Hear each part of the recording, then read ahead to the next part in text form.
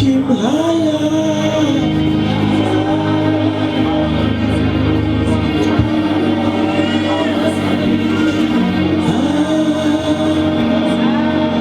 And the praise His glory.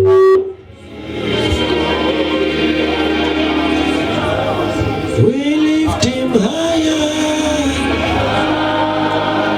higher, higher. And the praise His glory.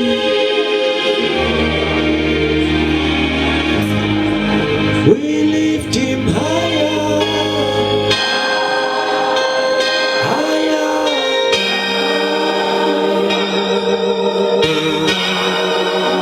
Ah, when the praise His glory,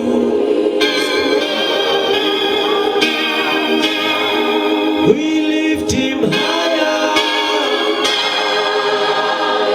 higher. Ah, when the praise His glory, we lift Him higher, higher.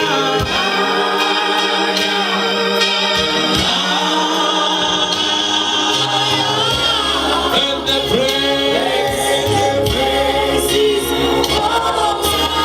His glory,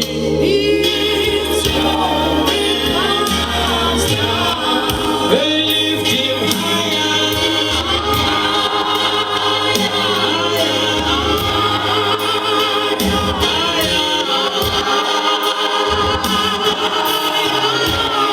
and the Praises goes on. His glory, His glory comes down. we lift Him higher, Higher, higher, higher. And the praise His glory,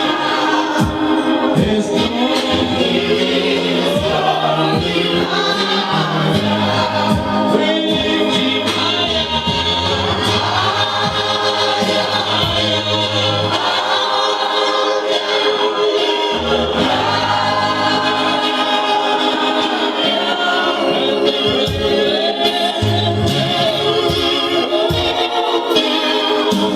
His glory.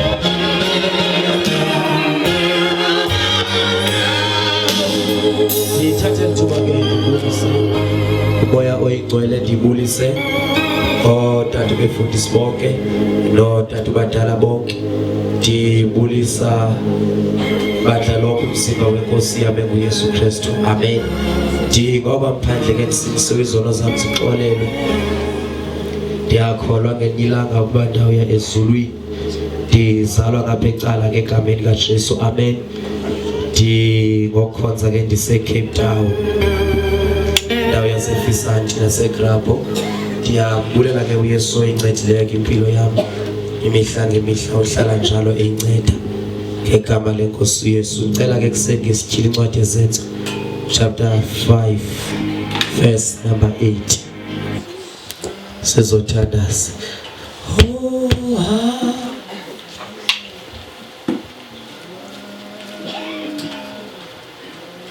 When the praise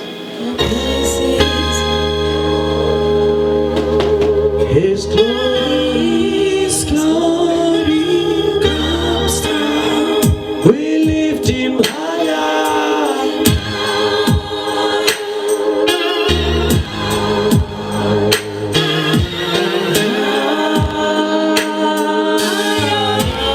and the praise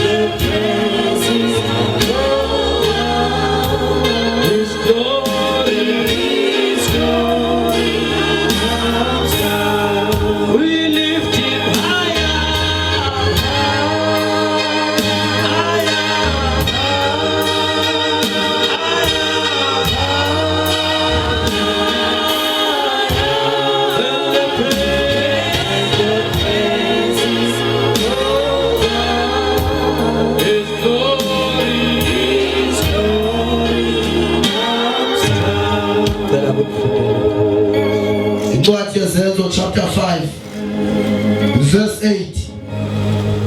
Isihloko Wanaliya noSafira. Verse 8. Umphendula ke uPetros wathi, "Ngixelele, umhlaba lo wakhutshelwa inani elingaka na?" Incwadi yeZenzo chapter 6 verse number 8. Incwadi yeZenzo chapter 6 verse 8. Isihloko ukuhlaselwa kaStefano. Ngeke lokhu uStefano ezele lukholo nangamandla. Wayesenza izimanga nemiqondiso enkulu phakathi kwabantu. Verse 9. Kwasuka ke abathile babesesikhungwini ekuthiwa sesabakhululwa naseKirene nabakwase-Alesandire nabathile baseKilikili nabase-Eziya bephikisana unoStefano. Verse 10. Abanamandla kubelana nabo ubulumko nomoya awayethetha ngaye. Verse 11. Kwakuba njalo banyebelezisa amadoda awathi, "Simvethe amazwi okunyelisa uMoses noThixo." Verse 12. Kanjalo babahlokohla abantu kwanamadoda amakhulu nabaphali baza bemfikele bamthi hlasi bamsa ematyaleni amakhulu. Verse 13.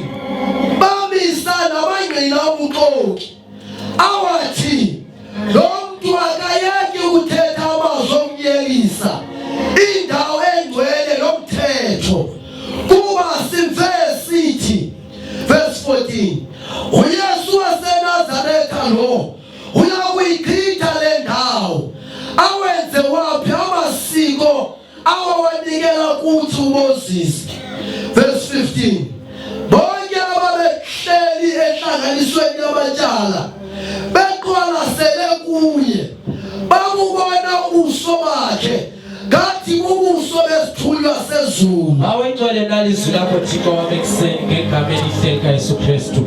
Moya oyingcwele thetha nathi Thixo wami egameni lenkosi yethu enguYesu, silive izwi lakho elinamandla egameni lenkosi Yesu. Moya oyingcwele sincede wakuthetha Nkosi yami izwi lakho lichileke kuthi ngendlela yakho egameni lenkosi Yesu. Siyabulela moya oyingcwele lonke nohlobo lwamadimoni azovala indlebe ukuba izwi lakho lingafakali ngegama likaYesu. Ndiwafake emlilweni wonke nomadimoni egameni likaYesu waseNazaretha. Amen.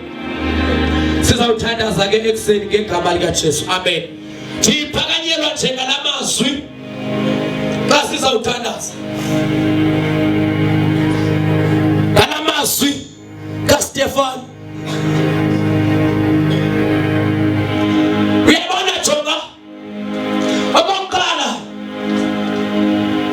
namhlanje sikusuku lokugqibela lika-2021. Ayikho enye 31 ezophinda ibe khona kusuku lokugqibela. Njengoba ndijongile uThixo ubetha intonga zokugqibela zalo nyaka khona ukuze sikwazi uwelela ku-2022 siredi. Ngoba u-2022 u-2021 ebene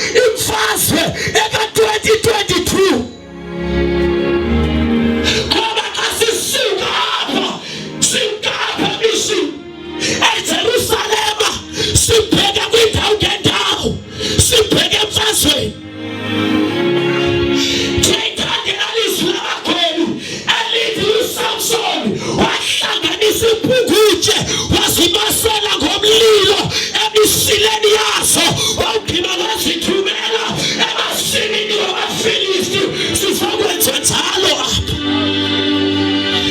Kuyabahlunga emntwini Nkosi yami ozongabe ngawo kodwa umlilo ongenawo uzawutshisa kanjani emasimini wamaFilisti ngoba Nkosi yakhona siyemasimini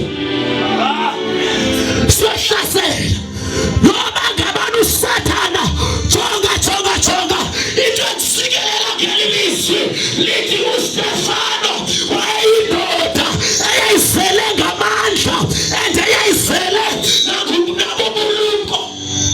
Jesus jonga awunokwazi umelana noSathana ungenawo amandla ngoba yena kanamandla uSathana thina simoyisa ngoba sizaliswe ngamandla into engenayo leyo yena ugcwele ubuqhoki thina sinobulumko namandla yena ugcwele ubuqhoki kha ithemba lakho uSathana linye uthemba ubuqhoki bakhe 100% and uSathana uqinisekile intoba ubuqhoki bakhe thina sithembele emandleni kamoya awungena amandla kamoya uthembele entweni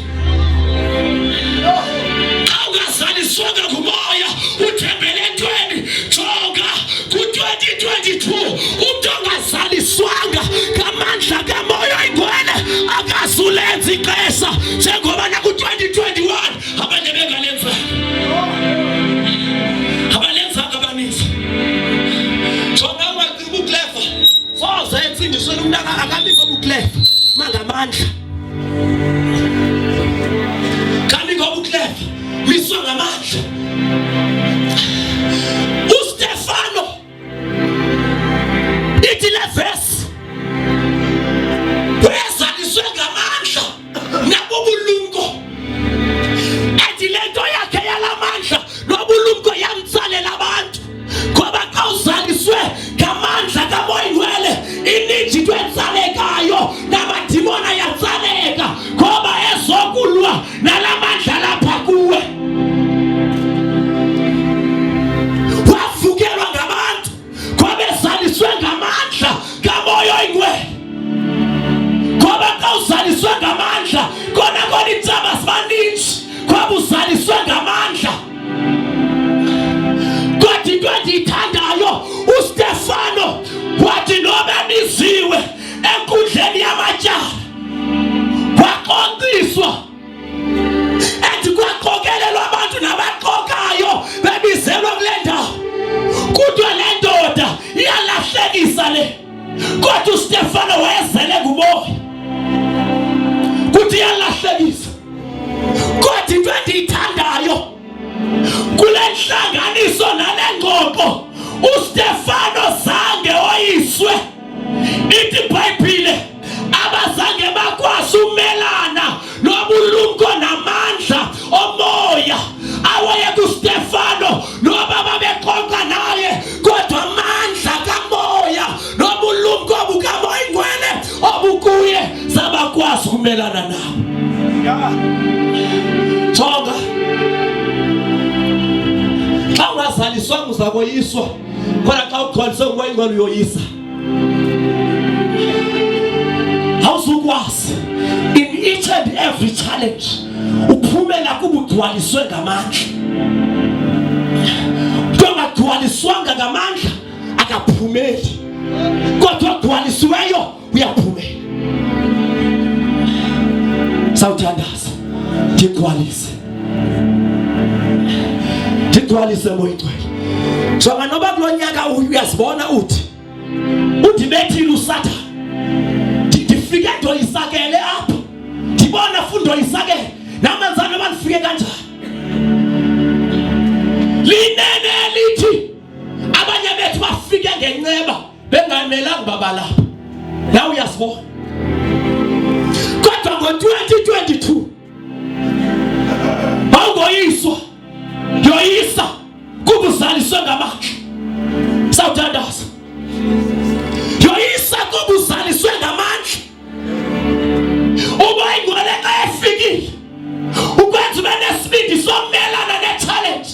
Xa kufuneka uthethile uyathetha uthuli ngoba khona abathulayo bayisona i-challenge bokwabo ngoba usisimume sithuleyo. Xa usindisiwe uyathetha awuthuli, vula umlomo kodwa ubuthule. Ukhona amaxesha othetha, khona amaxesha othula. Ngexesha lothetha funeka uthethile, ngexesha lothula funeka uthule. uStefano wathetha kuba kwakunyanzelekile, wayesengxoxweni kodwa abantu awayexoxa nabo zange bakwazi umelana nalamakhe. Wathetha noba bebaninzi kodwa amandla yegcwele kuye enza into abamakoyise bonke abantu ngoba bezaliswe ngamandla. Kunento endiyithanda ethi uThixo is more than numbers. Noba ngahlangana imiliyoni zabantu wedwa, but amandla kaThixo, the more Satana ethumela amadimoni billions amadimoni, amandla kaThixo ahlale makhulu. Ahlale ngapha kwamadimoni, ahlale ngapha kwenumber, because awakwazi ubaleka amandla kaThixo. Ngawabala amadimoni kodwa amandla kaThixo ngekwazi uwabala. Sawuthandaza bayinqwele ndigcwalisa, funa bayifeyila kodwa uba uzaliswanga uzawufeyilisa. And into ebangela umuntu angazaliswa ngamandla kungenxa yenhliziyo yakhe.